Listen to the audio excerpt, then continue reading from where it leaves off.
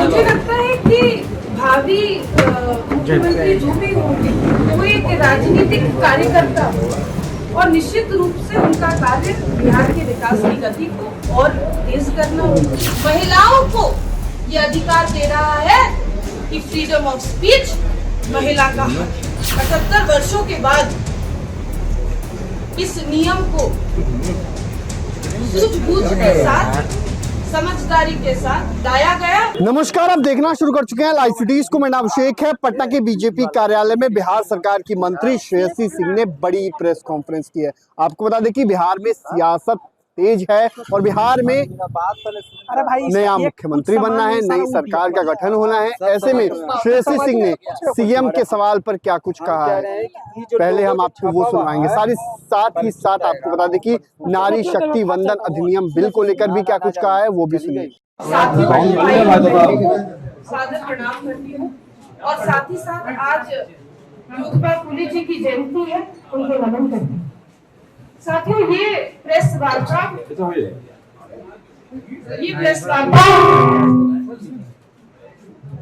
हम लोग नारी शक्ति वंदन अधिनियम जो 2023 के सितंबर में पार्लियामेंट में पारित किया गया और आज एक सशक्त कानून बनने जा रहा है। एक ऐसा राष्ट्र जिसने हमेशा नारी का सम्मान किया है, महिला की सामाजिक और राजनीतिक भागीदारी को सुनिश्चित किया है। एक ऐसा कानून जो न सिर्फ महिला सशक्तिकरण को बढ़ावा देता है, बल्कि यह भी दर्शाता है कि जब जब महिला प्रतिनिधित्व करती है तो किस तरह से राज्य में, राष्ट्र में शिक्षा, साफ सफाई और अनेकों मूलभूत सुविधाओं को बढ़ोतरी मिलती है। साथियों, इस कानून के तहत 33% का आरक्षण महिलाओं को पार्लियामेंट के साथ साथ विधानसभाओं में मिलेगा, जिसमें कि एसटी और एससी भी शामिल रहेंगे। यह कानून एक तरह से देखा जाए तो जो लंबे समय से जनगणना होनी थी और अब कार्य शुरू हो गया है, उसके साथ साथ परिसीमन का भी कार्य होना है। यह कानून एक तरह से उसका पूरक है, यानी कि सप्लीमेंट्री कार्य है, जिसकी आवश्यकता आज भारत को है।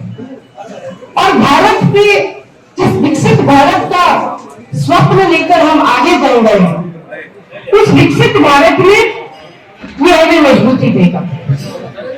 मैं भारतीय जनता पार्टी और एनडीए की सरकार, अगर हम उदाहरण स्वरूप बिहार की बात करें तो सिर्फ ये मात्र एक कानून या एक अधिनियम की बात नहीं है।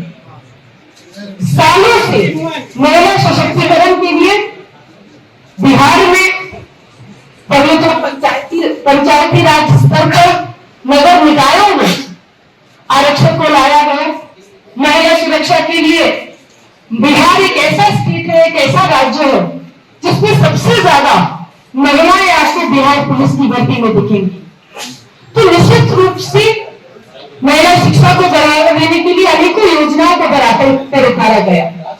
तो यह सिर्फ एक अधिनियम का बात नहीं है, बल्कि ये एक ऐसी विचारधारा दर्शाती है जो एनडीए की, भारतीय जनता पार्टी की विचारधारा है, जहां नारी सशक्त हो, नारी का सम्मान हो और राज्य और राष्ट्र को चलाने में नारी की भागीदारी हो और प्रतिनिधित्व हो। साथियों, बिहार का उदाहरण मैंने आपके सामने आज जो रखा है, उसमें आप देखिए किस तरह से अगर कोई किसान भाई बहन जब खेत तैयार करते हैं तो एक उसका ग्राउंड बेस तैयार करना सबसे ज्यादा आवश्यक होता है। जब पंचायती राज में महिलाओं को सबसे पहले रिजर्वेशन लाया गया तो बहुत से लोग सवाल उठाते थे कि कौन महिला वाकई में काम कर रही है या उसके पीछे कोई पुरुष काम कर रहा है। लेकिन जब सोच में परिवर्तन हुआ तो आज देखिए अनेकों महिला मुखिया, अनेकों नगर निकाय के अध्यक्ष, उपाध्यक्ष महिला के रूप में अच्छा कार्य बिहार में करके दिखा रही है और किसी भी पुरुष या अन्य व्यक्ति की आवश्यकता या समझाने की आवश्यकता अब नहीं रहती। इसी तरह से जब भी ग्राउंड बेस पंचायती राज और नगर निकाय में तैयार हुआ तो अब उसको आगे बढ़ाकर विधानसभा और पार्लियामेंट में भी लाने का अधिनियम लाया गया है। साथियों, सिर्फ भारतीय जनता पार्टी एक ऐसा राजनीतिक दल है जिसने अपने संगठन में भी महिला को जगह दिया और उनकी भागीदारी राजनीतिक रूप से सुनिश्चित की है। चाहे हमारे बूथ लेवल के कार्यकर्ता हो, बूथ लेवल से राष्ट्रीय स्तर तक आप देखेंगे तो भारतीय जनता पार्टी विश्व की सबसे बड़ी पार्टी है और इस पार्टी ने यह सुनिश्चित किया है कि महिला कार्यकर्ताओं को भी उचित स्थान मिले।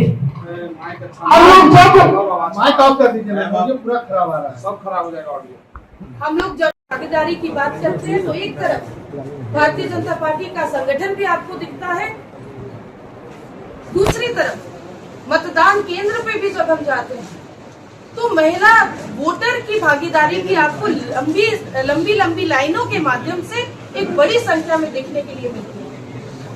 बिहार ही नहीं बल्कि भारत में एक जागरूक मतदाता होने के नाते आज महिलाएं मतदान करती हैं। कभी कभी अधिनियमों के माध्यम से, कानून के माध्यम से उस राजनीतिक भागीदारी को राजनीतिक प्रतिनिधित्व में बदलने की आवश्यकता है और इसी सोच के साथ एक स्पेशल सेशन के माध्यम से इस पारित अधिनियम को अब कानून में बदला जाए।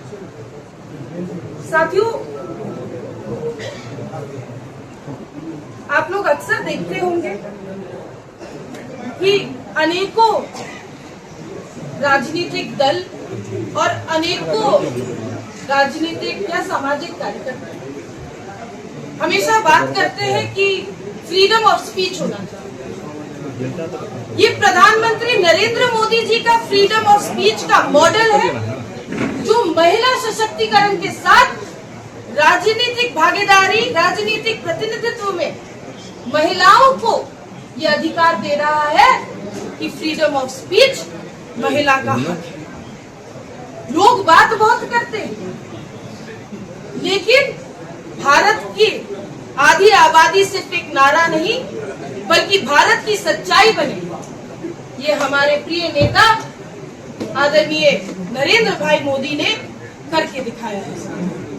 और मैं आज एक महिला होने के नाते उनको तहे दिल से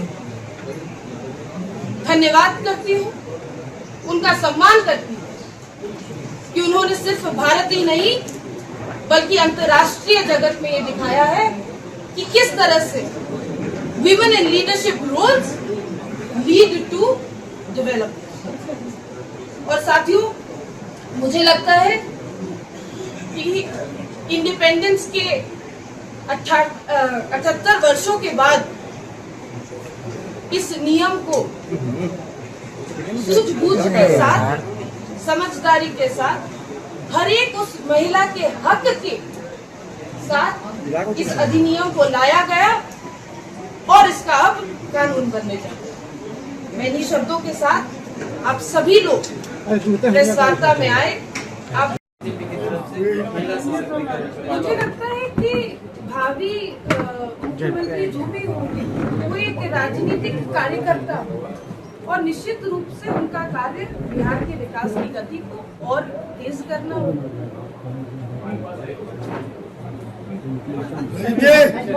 तो आपने सुना कि सीएम बनने के सवाल को लेकर क्या कोई महिला बिहार में मुख्यमंत्री बन सकती है, उन्होंने साफ साफ कहा है कि जो भी मुख्यमंत्री होगा वो एक राजनीतिक कार्यकर्ता होगा और बिहार की विकास की गति को और आगे बढ़ाएगा। तो मैं लाइव सिटीज के साथ हमारे यूट्यूब चैनल को सब्सक्राइब करिए, धन्यवाद।